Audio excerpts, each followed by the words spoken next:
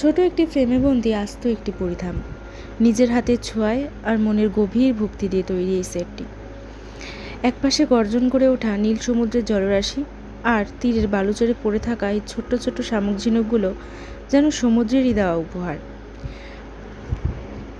সমুদ্রের কোল ঘেঁষেই দাঁড়িয়ে আছে শ্রীমন্দির, কোটি কোটি ভক্তের আবেগ, বিশ্বাস আর ভরসার শেষ আশ্রয়স্থল হলো কলিযুগের এই বৈকুণ্ঠ।